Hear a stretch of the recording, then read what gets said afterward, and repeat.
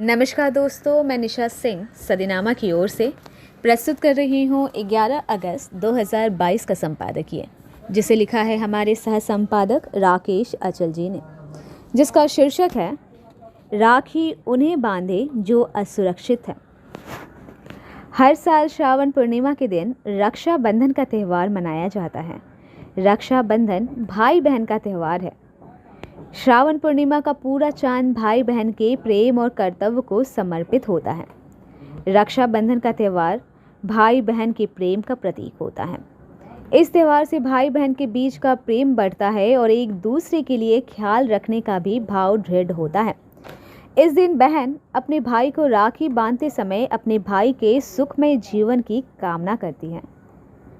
तो आइए देखते हैं राकेश अचल जी ने आज के संपादकीय में क्या लिखा है। शीर्षक है राखी उन्हें बांधे जो असुरक्षित है। रक्षाबंधन है तो तय है कि राखियां बांधी जाएगी, लेकिन राखी किसे बांधी जाए इस पर इस बार पूर्ण विचार की जरूरत है।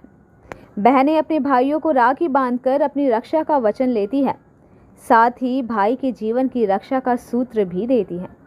भाई की रक्षा कौन करता है? यही रेशमी धागा।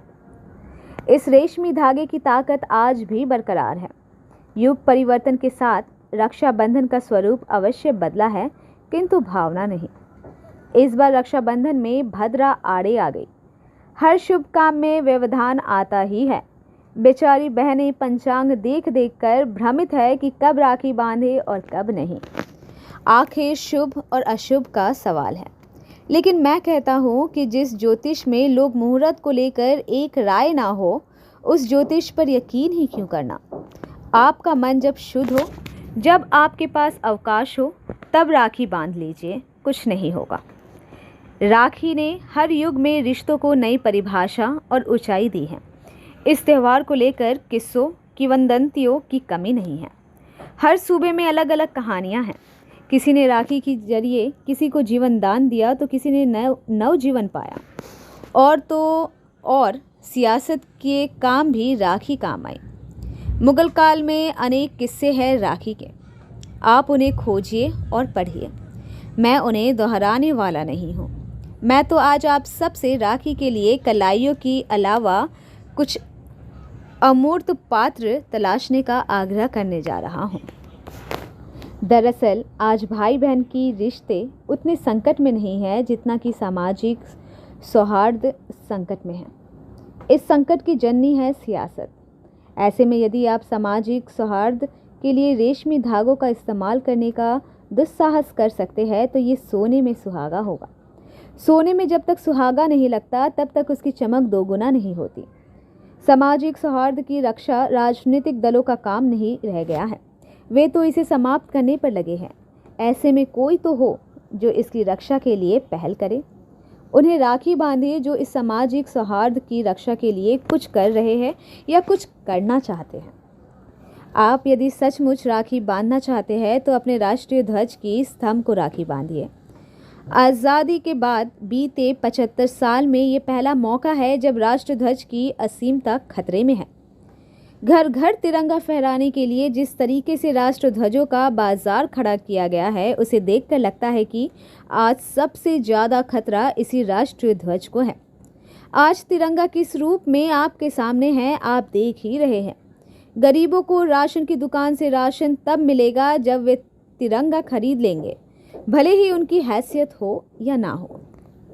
तिरंगे के बाद सबसे ज़्यादा खतरा संविधान को है।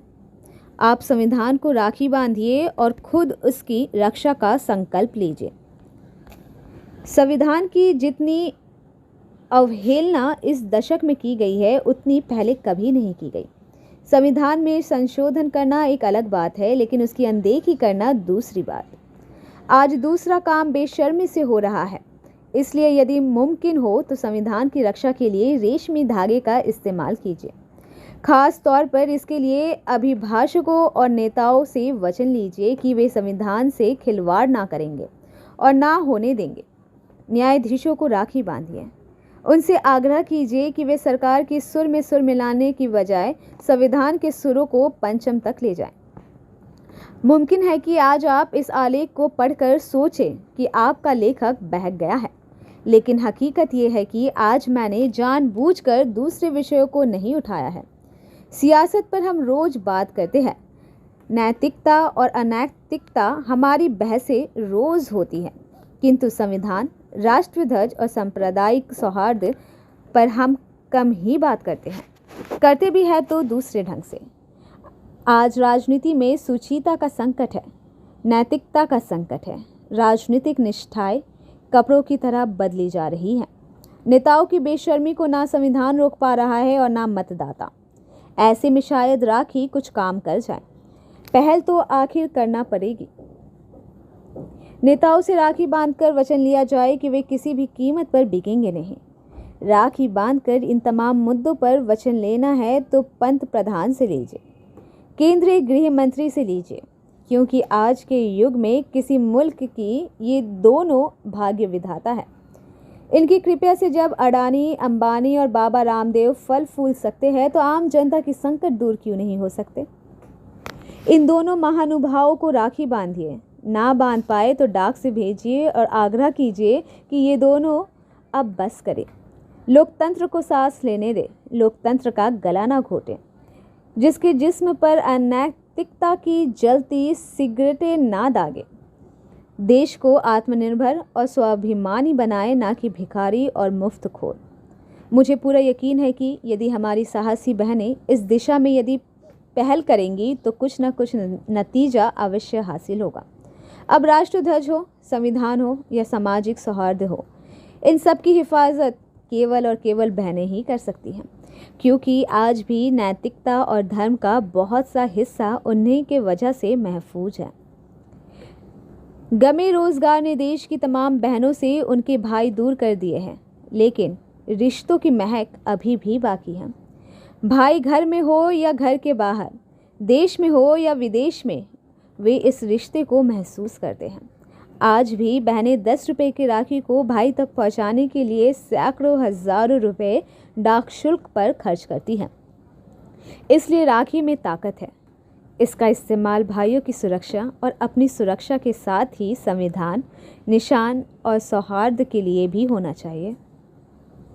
बहुत बहुत शुभकामनाएं और बधाई। तो दोस्तों, ये था हमारा आज का संपादकीय, जिसे लिखा था हमारे सह संपादक राकेश अचल जी ने। मिलते हैं कल नए विषय के साथ। तब तक के लिए मैं निशा लेती हूँ आप सबसे विदा। नमस्कार।